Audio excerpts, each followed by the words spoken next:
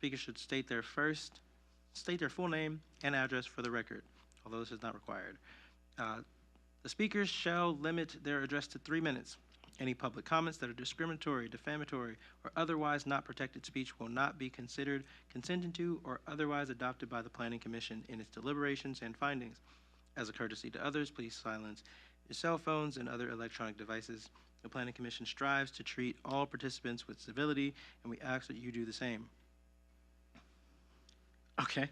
As a note, the public hearing regarding the proposed hotel at 5151 West El Segundo Boulevard is being requested by staff to be continued to May 7th, 2025. As such, the public will be able to be heard before the commission regarding this issue at the meeting on May 7th, 2025. Please keep remarks to 3 minutes. Is there anyone who would like to address the Planning Commission? All right. In that raucous response. Seeing no one else, I will close oral communications. All right. Planning Commission consent calendar. Okay, we have 4 items on the consent calendar. The first 3 are minutes of November 20th last year, January 15th, and February 5th. And we'd like to take those together. And Chairperson, you were absent on January 15th, but you can still vote, and we'll just note that you abstained on that one. Okay. So do we have a motion to adopt the minutes? I motion. Second. Just a second. Okay. Okay. Commissioner Houston? Yes. Commissioner Swamy? Yes. And Chairperson Richard? Yes, with an abstention on the 15th. Got it. The next item is a color approval. This is EC 2025-0002 for 12939.5 Hawthorne Boulevard. Okay. Planning staff has requested a continuance of 2022 CU11 and 2022 DR06 until... We have to take a vote on that other item first. Color approval? Oh, I thought that was the same one. My bad. Yeah, we can vote on it to approve it, or you can call it for a review if you're so inclined. Do I have a motion on this one? I vote to approve. I vote to approve. Okay, that's second. Second. So Commissioner Swamy? Yes. Commissioner Houston? Approve. And Chairperson Richard? Approved. Okay, that is approved. Now we go on to the new public hearings. Gotcha. New public hearing, sorry. Conditional use permit 2022 CU11. Planning staff has requested a continuance of 2022 CU11 and 2022 DR06 until May 7th, 2025. Do I have a motion to approve this continuance? I motion. Is it second? Perfect. Secretary? Commissioner Houston? Approve. Commissioner Swamy? And Chairperson Richard? Approved. Okay, this is continued to, these are 2 applications, one for conditional use permit and one for a design review, are both continued to the May 7th meeting. Gotcha. Okay. Next, we have a design review application, DR 2025-0002. This is for 5119 West El Segundo Boulevard. Gotcha. Now is the time and place to open, nope. We're doing the report first? Now it's time and place to open public hearing to consider design review application DR 2025-02. Planning Associate Nathan Levy will present the staff report. Good evening, Commissioners. So today, sorry about that. Today we will be talking about 5119 West El Segundo Boulevard. This project is for a potential Chipotle. It was actually heard before the commission a couple months ago for a CUP for a drive-through. At that time, there was not an actual tenant lined up, but now we have Chipotle who's looking to move forward. So this is the approximate location. You can see that it's located in general commercial. The actual site is located just east of the 405 freeway on El Segundo Boulevard. The current site conditions, it's currently in the process of construction right now for some modifications to turn Flights and Subway, the previous occupants, into one unit. And the rear is also being removed for the drive-through portion. If this design review does get approved, then they'll be able to move forward with modifications on the remaining exterior of the building. Here we have a picture. This is the location as it was about 3 weeks ago, 4 weeks ago. For the proposed site plan, this is nearly identical to the one that was before you for the conditional use permit. We have the very rear of the building that's being removed in order to facilitate the drive-through portion. Overall, the building envelope's not being altered other than that. It will just be refreshed with new materials. Sorry, I keep getting a window popping up. There is a portion of the landscaping, if you look just to the right of the building, there is a dining patio, and this is what we see here. They will be providing drought-tolerant landscaping. And here we have some of the proposed elevations. Again, they're keeping with the envelope the way it is. They're just refreshing, new paint, new facade, new signage, which will be under a separate permit in order for it to be a Chipotle. So this Chipotle will be a little different than most because it will have that drive-through aspect. The drive-through itself will not operate like a typical one. It will only allow for people that have ordered online previously to showing up at the restaurant in order to ensure that there's no backup. Here we have the color samples. The gray and the dark gray and the light gray are for the building itself. The bronze anodized is going to be all of the metal accents that are surrounding the windows and doors. For the staff recommendation, we recommend that the commission adopt PC Resolution 2025-01 with the conditions of approval and adopting a notice of exemption. Okay, thank you. Does the planning commission have any questions of staff? Yeah, Nathan, you said it's going to be set up to where they're ordering. Can you hear me? There we go. So they're going to be ordering before they come. This is not going to be your typical Chipotle layout where, you just walk in and order your food, or it's primarily you order and then you pick up. How does that So clarify? they'll be able to order within the store itself, but Okay. if they want to utilize the drive-through, they will have had to have ordered ahead. Copy. Okay. Thank you. How are people going to know that and not start lining up to try to order? That is a good question. That's something that will be down to the restaurant itself, making sure their customers know that. It is a new model, a new design that hasn't been implemented across the board, but it's something that more and more Chipotles are going towards, as well as other restaurants. Yeah, I think it's a great way, but with the Starbucks drive-through, and then I don't know if you've ever been there, but in front of that area is so tight. Like I go to Christie's all the time, and just trying to even back out to get out of your spot, and then if all of those cars are coming or people don't know what to do, could cause a huge problem in there. Just as something for me to think about. No, that's fair. Okay. That was my question. I know we mentioned there was a project that came and we approved a drive-through. I thought that was part of that Burger King renovation. So the Burger King renovation itself was not for a conditional use permit. It was already a drive-through there, and Right, it was a the Starbucks, continuation of that use. The CUP that you guys did see was specifically for this was- location. And at that time, that was when we kind of examined what the traffic flow would look like through the parking lot, what the queuing would look like, things like that. So those findings for what the queuing and everything looked like, because I do remember that whole part of it. I don't recall how much we had considered the impact of having both of those drive-throughs in the same space. I guess the question would be, once we have the Starbucks that has a drive-through there, is the entry point to both driveways right on are they adjacent to each other, or are they far away from one another? Or how would people enter the drive-throughs? I mean, they're on opposite sides of the Starbucks building itself, the entries. But the exit for the Starbucks drive-through, you're gonna have to turn left to go into the entrance of the That's what Chipotle I'm trying to figure drive-through. out is where are right? How are they? So you can kind of see it on the very top right. I don't have see if I can get my laser pointer to show up. Yeah, there you go. Okay. That's the exit. So this is the exit for the Starbucks drive-through.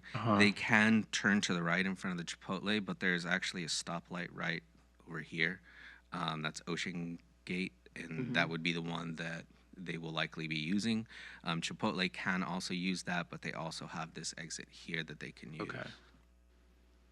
This marked dashed line that we have here, if you look at the handicap signal there, there's a dashed line that goes and then travels along, just come back down. This? Follow that way. Yes. Is that a barrier that's being placed there? No, or what that's is that? the ADA accessible pathway. That's the pathway. Okay. Yeah, and that's building code and ADA requirements. Does that pathway goes through the drive-through? It does not go through the drive-through, but it goes. Yeah, because adjacent to. if this is an exit from where I'm seeing here, if you move the arrow right up to the dot right there, that looks like that's a flow where people are coming in, and then the one next to it is where people are coming out. Correct? Right, but this is an accessible pathway into the parking center, into the shopping center itself. I mean, there's no possible way to have accessible pathways without cutting across traffic. Oh yeah, no, I'm not saying move it or anything. It's just Okay. like, oh, that seems rough that you've got to go through the traffic to get to the building, but understood. Just I don't think there's any alternative when the building is separated from the street or from the sidewalk by the parking. It's just almost just no other hard. way to do it. yeah, that's Yeah. ugh. Okay. Yeah, that was really my main questions there. Were there any other questions of staff? I have no further questions. Jan, you thinking about it? I'm thinking. Yeah. No, that's okay.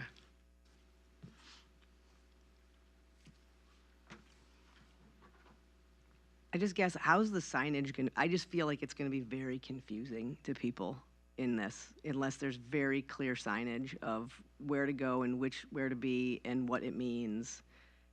It is, I don't know if you guys go here, but I go to this section all the time. And when it was subway and flights and no one's even there in the morning, it was crazy. With this now, it's going to be even worse. So Well, Chipotle is more of a lunch and later kind of thing rather than breakfast, so we took that into consideration. But the sign package is going to come later, and that's going to come to staff, and it does include directional signs. And we can talk to them about having a sign at the entrance that says, pre-orders only or something to that effect so that Yeah. people understand it. Worst case, somebody drives through the drive-through and they get to the window and they said, you didn't pre-order, go park and walk in. I know, I understand that part. It's just, I think that because it's a donut shop, we see most of the traffic in the morning. Yeah. Yep. Now, the Starbucks, that's a conflict, but that's separated by, we thought enough distance, but maybe not. yeah. What time does the Chipotle? Do we have the operating hours of the Chipotle? What time does Chipotle open? I don't. I don't have it, no. I would. Yeah, if the Chipotle opens at like 10:30, Yeah. then shouldn't be No, you're right. too bad in the morning. Also, I don't think I've ever been to Chipotle for breakfast, nor do I intend to go there for breakfast at any point. So maybe It's just if all of a sudden they start to do breakfast, that would be right? a All of a thing. sudden they're like, now we're doing breakfast that's a burritos thing. and If they're- breakfast bowls and like there's no, So now, with that brought up, when the project comes with like full elevations and everything else, there, are we able to set that as a starting time, like an opening time? Could we ask that they please, don't open after 10, or at least open at 10, after 10, something to kind of alleviate traffic there for the breakfast rush there? Is that unreasonable? Yeah, they open at 10:30 apparently. We just looked it up. Happy. Yep. Okay. okay, no questions, no other questions. Works for me. Is the applicant present? And do they wish to speak? Okay. Oh, sorry. Thank you, Nathan. Thank you, Nathan. Good evening, Chairman and members of the Planning Commission, Jerry Chamgochin. I own the center, so this is very important to me, and you brought up three significant points that I want to clarify because there were three things that I had great concerns with. One was queuing, and I developed the Starbucks also. And in talking with Greg and Nathan, queuing was a major problem in the city at the Starbucks on El Segundo Boulevard, east of Hawthorne Boulevard. And that would queue on El Segundo Boulevard. And so when I talked to Starbucks about that issue, because, you know, Hawthorne's very important to me, it's been in my life for a long time, and I want to do everything I can to improve it. So when I saw that, I went to Starbucks and said, look, if you want my location for Starbucks, we have to increase the queuing at that shopping center. So we did. We extended the queuing a long way. I think it queues like 12 cars.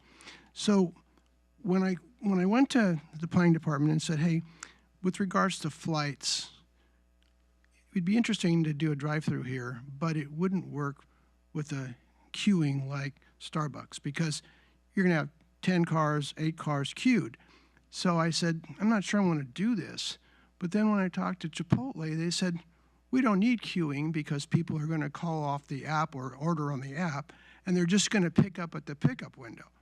I said, that's interesting. So their corporate policy now with regards to new Chipotles you'll see is drive-through, pickup. So you can't order at the pickup window, which made me very comfortable. So it's the specific operational tendency now of all of Chipotle's is you call, or whatever you do, however you purchase, and then you pick it up. And I was comfortable with that because I agree with you, there's a lot of action. Like Christie's Donuts has the best donuts in the Southern California. So, and they've been there since, I don't know how long, since 1986, I think.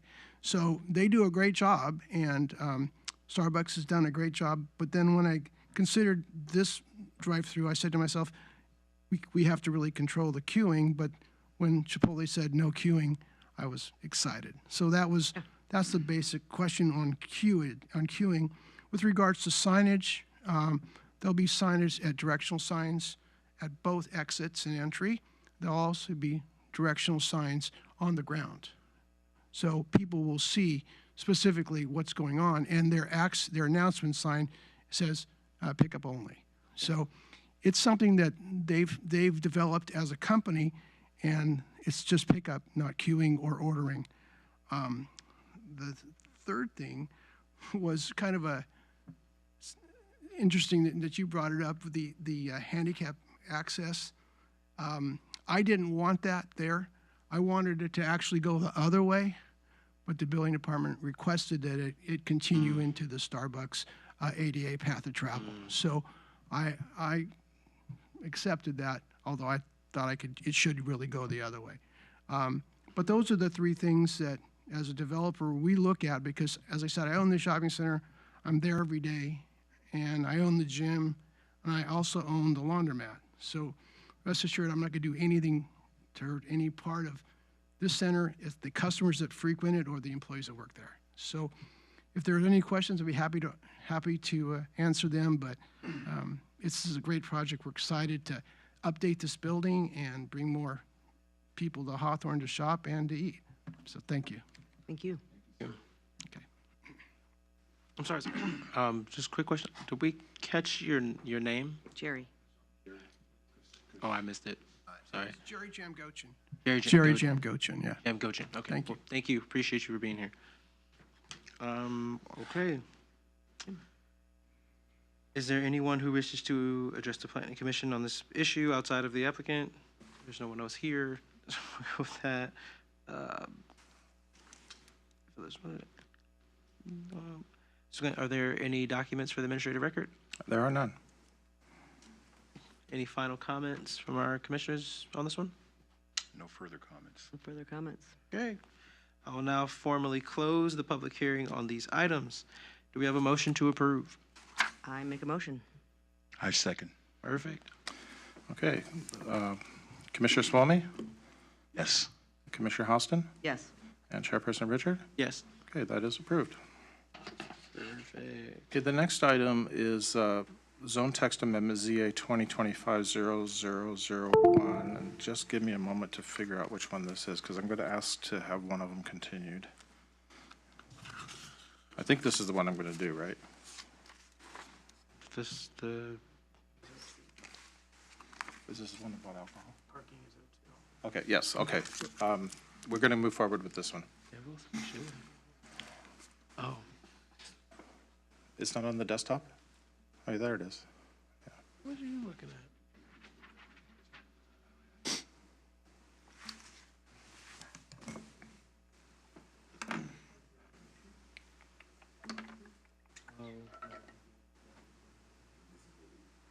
Okay. Okay, so we're here to discuss Zone Text Amendment ZA 2025-0001. This is about alcohol sales on private properties and primarily restaurants. So why do we looking to approve alcohol differently in the city? There's a couple of reasons. The Very good. first is that the Do I need current... to, read the rest of the script to No. get to you? No, it's fine. You're cool? All right. There's nobody here to enjoy it, so... Well, they all left.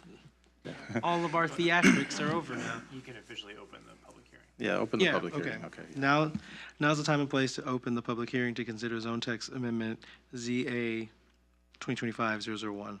Okay, so as I was saying, the current alcohol application requires a conditional use permit, and that applies to all alcohol sales in the city. Restaurant applications, however, are always approved. There's never been an exception in the last 20 years. We look back at least 15 and never found one. I don't remember any from before that. And they always have the same conditions of approval every time. And there's been very, very few occasions when those have been altered, very few. So when that kind of thing happens, it makes sense that this should be written into the zoning code, because you can write the conditions of approval, they apply to everyone, and everybody knows up front what they're getting into. I wish I could see this better. And it saves restaurants time and money. They don't have to go through the expensive process of preparing a conditional use permit application and the radius maps and the notification and everything, when the outcome is all but guaranteed, essentially. Not to, belittle your role in this, but that's just the way it's worked out historically. So this has an effect on economic development, because restaurants improve their chance of survival because that is a very competitive and business. Whenever they serve alcohol, they stand a much better chance of making it. And having a CUP policy for restaurants improves, or a no CUP policy for restaurants, excuse me, improves our chances of attracting the quality restaurants. Now, it won't have any impact on drive-through restaurants. It's probably going to have, it's going to attract sit-down restaurants. It's going to attract fast casual restaurants, because this is several $1,000s in a couple of months off of their opening time scale. And there are a few other businesses that I've included to be exempt from the CUP, and those are businesses that do not ever have and are not permitted to have direct sales to customers. So that would be like the people that do distilling, for example, without having the premises, serving alcohol. And there are others that do direct sales but never face-to-face. So that would be like mail order wine. Mail order wine is a good example. So these are, and warehousing is another one. These all require different kinds of state licenses, but there's no good reason for us to require a conditional use permit for these, because there's, the impacts that a conditional use permit are trying to avoid are not even a consideration. And furthermore, if we apply the same conditions that we apply to restaurants, we're pretty much guaranteed that there will be no issues with those other ones. So in the ordinance, I've outlined a few other types of ABC licenses that would be exempt from the CUP.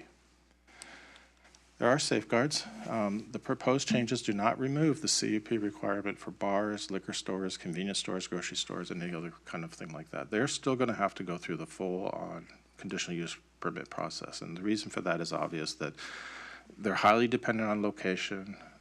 Issues like hours of operation, the types of alcohol they're selling, and all that kind of stuff is highly dependent on the circumstances, and that's where the Planning Commission comes in, because that's the kind of stuff that you guys have to really look at carefully. So we're not removing CUP from those. And this in no way will restrict the city's ability to address nuisances. Okay.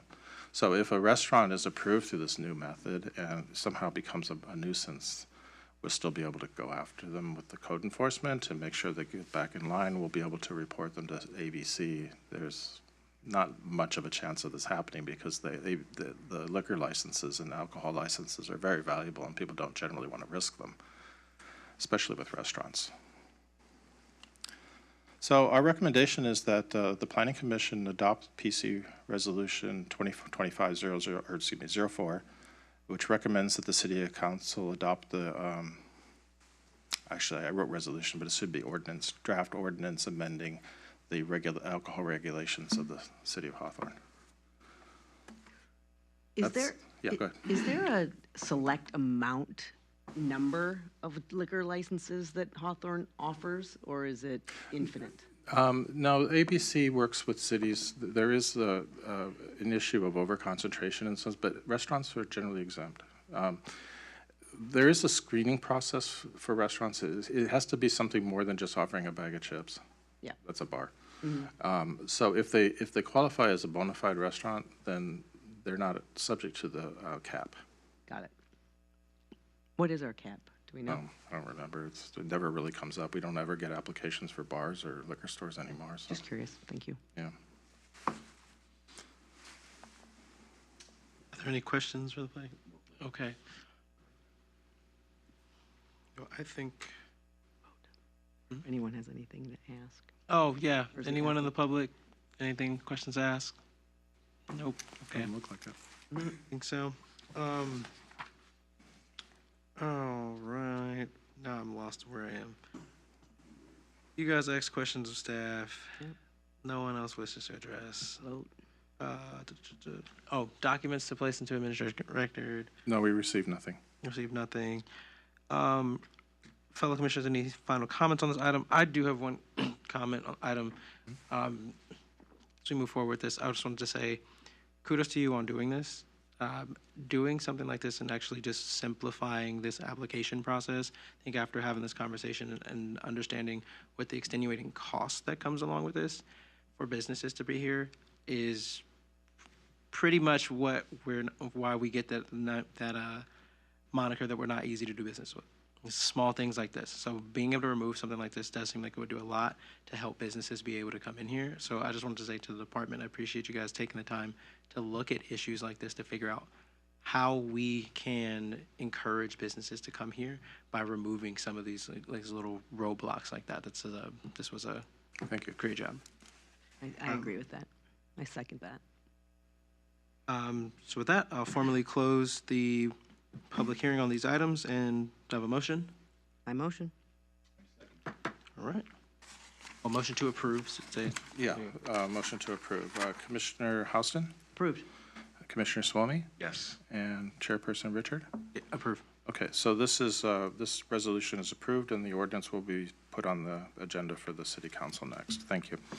Item number 4 is the Zone Text Amendment, ZA 2025-002. This one is the same kind of idea, but just a lot more complicated, and this is related to parking. However, I found out a couple hours ago that I failed to attach the ordinance draft to the agenda, and instead you got 2 copies of the staff report. So if I had caught that earlier, I would have got that over to you, but since you don't have the ordinance in front of you, I'm going to recommend that we continue this to the next meeting. Have a motion. I approve. I second. Approved. Perfect. Okay, so I believe that's May 7th? Yeah, May 7th. Having a long May 7th meeting. Yeah, I'm sorry. But It'll be all right. give you more time to dig into this one. Let's be fun. Okay, I'm sorry, who made the motion?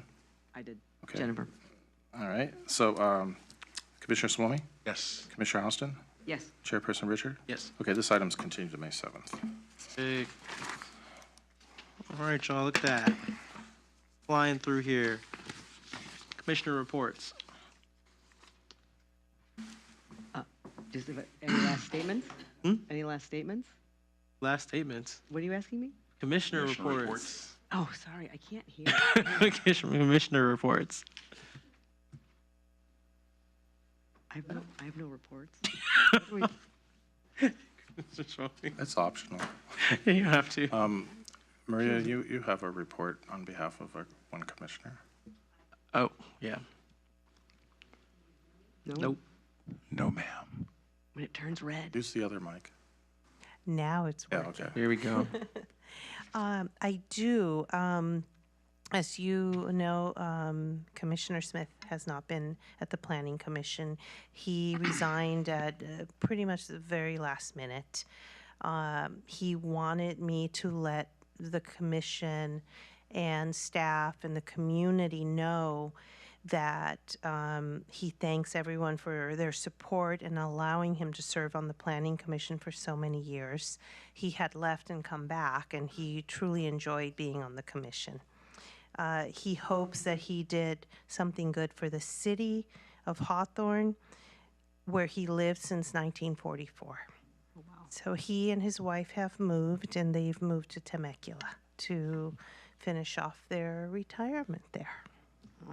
Okay, so he will be dearly missed. He will, and we wish him luck For sure. and thank him for all his service.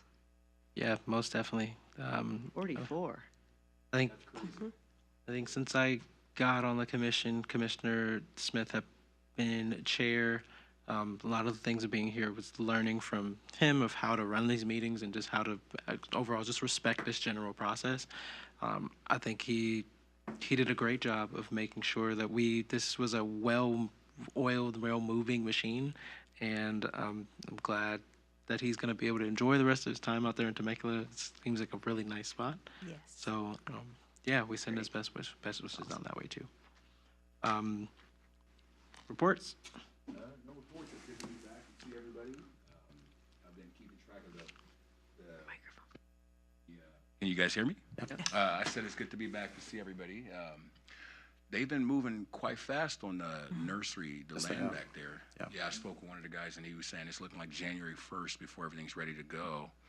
So a lot of progress being made, you know. So that's about it. Nothing too crazy.